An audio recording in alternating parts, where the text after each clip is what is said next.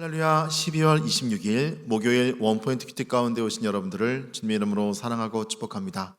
오늘 하나님께서 우리에게 주신 말씀은 마태복음 2장 13절에서 23절까지의 말씀입니다.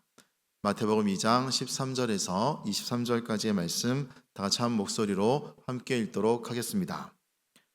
그들이 떠난 후에 주의 사자가 요셉에게 현몽하여 이르되 헤롯이 아기를 찾아 죽이려 하니 일어나 아기와 그의 어머니를 데리고 애굽으로 피하여 내가 내게 이르기까지 거기 있으라 하시니 요셉이 일어나서 밤에 아기와 그의 어머니를 데리고 애굽으로 떠나가 헤롯이 죽기까지 거기 있었으니 이는 주께서 선지자를 통하여 말씀하신 바 애굽으로부터 내 아들을 불렀다함을 이루려 하심이라. 이에 헤롯이 박사들에게 속은 줄 알고 심히 노하여 사람을 보내어 베들레헴과 그 모든 지경 안에 있는 사내 아이를 박사들에게 자세히 알아본 그때를 기준하여 2살부터 그 아래로 다 죽이니 이에 선지자 예레미야를 통하여 말씀하신 바 라마에서 슬퍼하며 크게 통곡하는 소리가 들리니 라헬이 그 자식을 위하여 애곡하는 것이라. 그가 자식이 없으므로 위로받기를 거절하였도다 함이 이루어졌느니라. 헤롯이 죽은 후에 주의 사자가 애굽에서 요셉에게 현몽하여 이르되 일어나 아기와 그의 어머니를 데리고 이스라엘 땅으로 가라.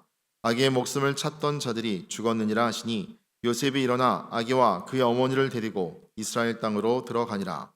그러나 아칼라오가 그의 아버지 헤롯을 이어 유대의 임금됨을 듣고 거기로 가기를 무서워하더니 꿈에 지시하심을 받아 갈릴리 지방으로 떠나가 나사렛이란 동네에 가서 사니 이는 선지자로 하신 말씀에 나사렛 사람이라 칭하리라 하심을 이루려 함이로라. 아멘. 이 시간 말씀대로 이루심이란 제목으로 담임 목사님께서 큐티 인도해 주시겠습니다. 할렐루야.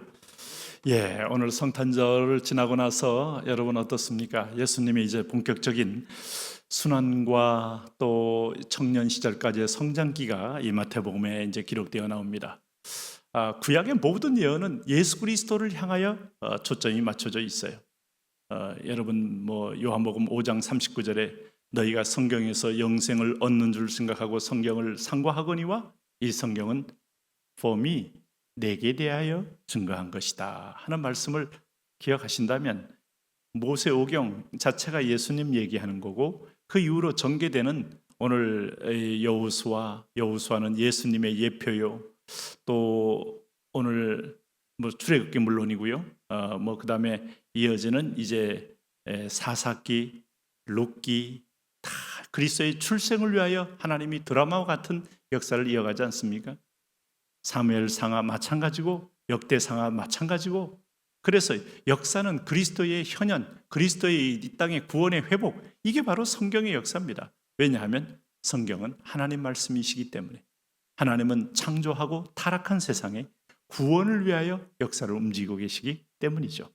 자, 그런 의미에서 오늘 마태복음 2장 13절에서 23절에 보시면은 예수님 탄생할 때 동방의 박사들이 황금과 유황과 모략으로 올려드렸습니다.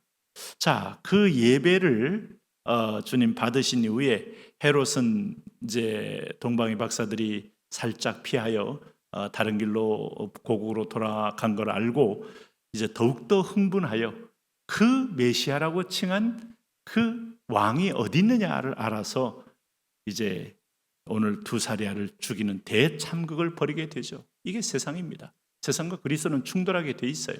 빛과 어두움은 공존할 수 없어요. 그리스도와 사탄의 영 벨리알은 함께 갈 수 없는 존재죠. 오늘 13절 말씀 보세요. 그들이 떠난 후에 주의 사자가 요셉에게 현몽하여 자, 동방의 박사들이 떠난 후에 헤롯이 아기를 찾아 죽이려 하니 자, 이제 하나님의 천사들이 다 얘기해 주고 있어요. 일어나 아기와 그의 어머니를 데리고 애굽으로 피하여 내가 내게 이르기까지 거기 있으라 하시니 예수님은 나사렛 출생이 아니죠. 베들레헴 출생이지만은 이런 헤롯의 핍박을 피하여 긴급하게 오늘 천사들의 계시를 받아서 애굽으로 피하여 가는 겁니다. 애굽에 예수님이 거기서 피하여 계시는 동안에 참 애굽의 교회가 세워지고 koptik교회의 원조가 되어지는 그런 역사가 있죠. 요셉이 일어나 밤에 아기와 그의 어머니를 데리고 애굽으로 떠나가 헤롯이 죽기까지 거기 있었으니 이는 주께서 선지자를 통하여 말씀하신 바 애국으로부터 내 아들을 불렀다 함을 이루려 하심이라. 글라우디오의 호적 등본하라는 전국의 제국의 영과 또 헤롯이 죽이려고 해서 애국으로 피신한 것들은 다 하나님 말씀을 이루려고 했다는 거 아닙니까? 이 말씀이 어디 있을까요? 호세아 11장 여러분 1절에 보면 이스라엘이 어렸을 때 내가 내 사랑하여 내 아들을 애굽에서 불러내었거늘, 그 말씀이 바로 그대로 이루어지는 겁니다. 우리 먼저 출애굽했던 모세를 통하여 일으켰던 이스라엘도 이스라엘이지만 오늘 여기 이스라엘은 예수님을 의미해요. 그러니까 이 이스라엘 민족도 모세도 여러분 구원주를 가리키고 백성을 구원해내지만 오늘 여기 나오는 것 자체가 앞으로 세상의 애굽에서, 세상의 사단의 어떤 결박에서 자유를 얻고 해방받을 오늘 하나님의 능력의 구원 역사를 이미 그 피신 같다 돌아오는 걸 통하여도 보여주고 있는 겁니다. 그리고 이에 선지자 예레미야를 통하여 말씀하신 바 라마에서 슬퍼하며 크게 통곡하는 소리가 들리니 라헬이 그 자식을 위하여 애곡하는 것이라. 그가 자식이 없으므로 위로받기를 거절하였도다 함이 이루어졌느니라. 예레미야 31장 15절 말씀이에요. 라마에서 슬퍼하며 크게 통곡하는 소리. 왜 통곡이 됐어요? 헤롯이 오늘 사내 아이를 박사들에게 자세히 알아본 그때를 기준하여 2살의 아를 싹 죽이는 참극이 일어났잖아요. 네? 그의 출생은 사단에게는 충격이요, 사단은 반드시 그를 없애야 될 만큼 오늘 자기 왕권과 자기 영역이 무너지는 것이기 때문에 총직결합니다. 그래서 사탄은 예수님이 공생에 등장할 때부터 죽이려고 얼마나 시도했습니까? 무리를 통하여 낭떠러지에 떨어뜨려 죽이려고 하고 시험산에서 떨어뜨려서 예수님을 죽이려고도 시도했고 마지막 순간에 십자가에서 죽임으로 사탄은 개가를 불렀을지 모르지만 다 하나님의 섭리 속에 있는 거죠. 주권 속에 있는 거죠. 그게 아니었으면 역설적으로 말하면 사탄이 죽이지 않았으면 누가 어떻게 예수님 피를 흘렸겠습니까?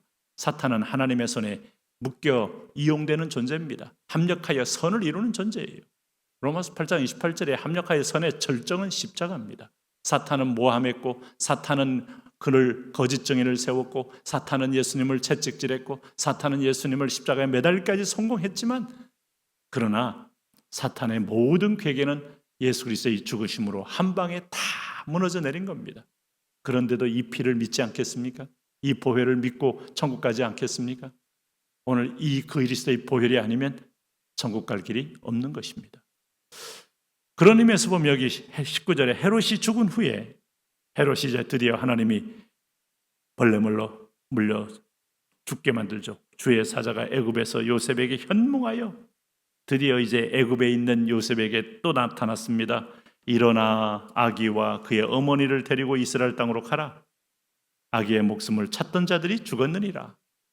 나사렛에서 온 거죠. 요셉과 나사렛으로 간 거죠. 요셉이 일어나 아기와 그의 어머니를 데리고 이스라엘 땅으로 들어가니라. 그러나 아켈레오가 헤롯 아켈레오 그 아들입니다. 그의 아버지 헤롯을 이어 유대의 임금됨을 듣고 거기서 가기를 무서워하더니 꿈에 지시하심을 받아 갈릴리 지방으로 떠나가 나사렛이란 동네에 가서 사니 이는 선지자로 하신 말씀을 나사렛 사람이라 칭하리라 하심을 이루려 하심이라. 모든 헤롯의 아들 헤롯 아켈레오 그의 또 핍박에 또 무서워서 바로 갈릴리로 가지 못하고 나사렛 동네로 올라간 것도 하나님의 말씀을 구체적으로 이루기 위함이다. 말구에 오신 것도 애굽으로 피난 간 것도 애굽으로 해서 온 것도 나사렛에서 거주하게 된 것도 하나님의 말씀을 이루려 하심이라. 그리스도 중심의 세계관, 그리스도 중심의 역사관, 그리스도 중심의 종말관 그대로 다시 오시려는 것으로 이루어지는 겁니다. 하나님 그 그리스도의 역사의 주인 되심을 믿고 온전히 신뢰하며 마지막 최후의 명령을 순종하여 지키는 주의 백성 되게 하여 주옵소서. 예수님 이름으로 기도합니다. 아멘.